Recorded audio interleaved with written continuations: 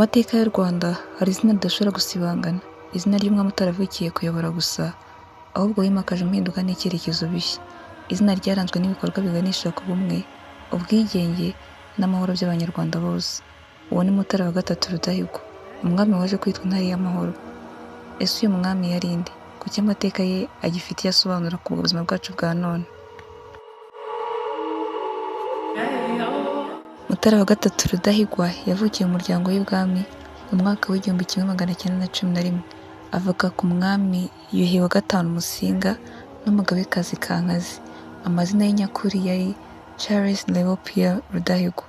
Akiri muto, Rudahigwa yagaragaje ubushishozi, ubwitonzi n'ubutwari, ari nabyo byatumaga abantu bamukunda kandi bakamwubaha. Mu gihe se yari ku ngoma, igihugu cyari kimaze kuganzwa n'Ababiligi kandi batangiye kugabanya ububasha bw'ibwami. Rudahigwa nk'umwe mu bana bo ku ngoma y'icyo gihe yahawe uburezi bw'imibereho ya gikoloni, ariko n'ubundi akomeza kugaragaza urukundo rukomeye ku gihugu cye n'abaturage. Mu mwaka w'1931, igihe se Yuhi wa gatanu Musinga yavanwaga ku ngoma n'Ababiligi kubera ko yanze gushyira umukono ku masezerano yabo, Charles Léon Pierre Rudahigwa yimitswe kuba umwami, ahabwa izina rya Mutara wa gatatu Rudahigwa. Nubwo yimitswe ku mbaraga z'abakoloni, Rudahigwa ntigeze aba igikoresho cyabo, ahubwo yahise atangira urugendo rwo kwitandukanya n'ubukoloni, akoresha imbaraga ze zose mu gukorera Abanyarwanda. Yakoze ibikorwa by'indashyikirwa birimo guca ubuhake, aharanira uburenganzira bwa buri munyarwanda. Yashyize imbere uburezi, yubaka amashuri menshi kandi ashyiraho gahunda zo gufasha abana b'Abanyarwanda kubona ubumenyi. Yubatse ibitaro birimo iby'Indera, aho yagaragaje ko ubuzima bw'abaturage ari ingenzi mu iterambere ry'igihugu. Mutara Rudahigwa yaranzwe no kwizera Imana byimazeyo. Mu mwaka w'1946 yakoze ibikorwa by'amateka ubwo yatabarizaga u Rwanda Yezu Kristo umwami. Yavuze ko igihugu kigomba gushingira ku rukundo, amahoro n'ubutabera. Ibi byateye Abanyarwanda benshi icyizere, ariko binabangamira Ababiligi kuko byagaragaraga ko umwami yari afite intego yo kwisanzura mu miyoborere y'igihugu cye. Rudahigwa ntiyashakaga kuba igikoresho cy'abakoloni, ahubwo yari umuyobozi w'abaturage. Ahagana mu mwaka w'1950, Rudahigwa yagaragaje ubushake bwo kwigobotora burundu ku bukoloni bw'Ababiligi. Yamaganye uburyo bwabo bwo guca Abanyarwanda ibice, anasaba ko abaturage bahabwa uburenganzira mu miyoborere. Cyakora ibi ntibyashimishije abakoloni, batangiye kumubona nk'umwanzi w'imigambi yabo. Kuva ubwo inzira ze zahindutse inzitane. Amateka agaragaza ko yagiye ashyirwaho igitutu mu buryo bwo kumuca intege, ariko ntiyacika intege mu rugamba rwo guharanira ubwigenge bw'igihugu cye.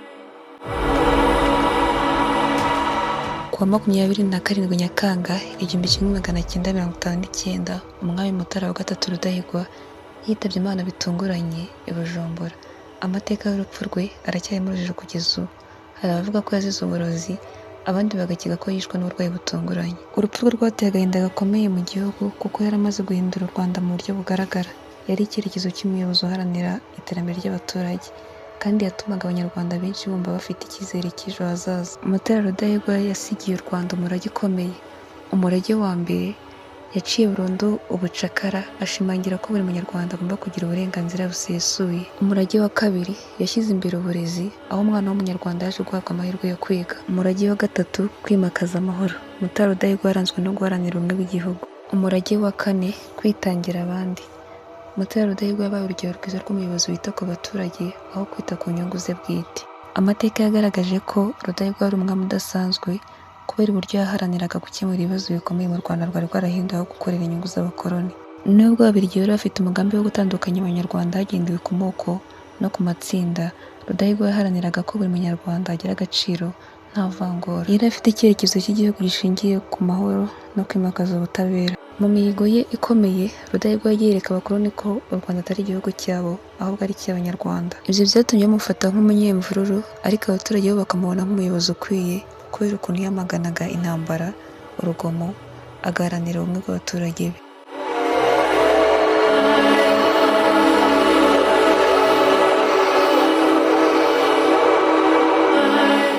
Mu gihe yari ku ngoma, Rudahigwa yatangiye ibikorwa byari bigamije kuzamura imibereho y'Abanyarwanda. Yimakaje gahunda yo guha abaturage ubutaka buhagije bwo guhinga, asaba abaturage bo mu duce twari dufite ubucucike ko bakimurwa mu buryo butari butera amakimbirane. Mu mateka y'u Rwanda rwa mbere y'ubukoloni, uburezi bwari bwaregura abakoloni n'amadini.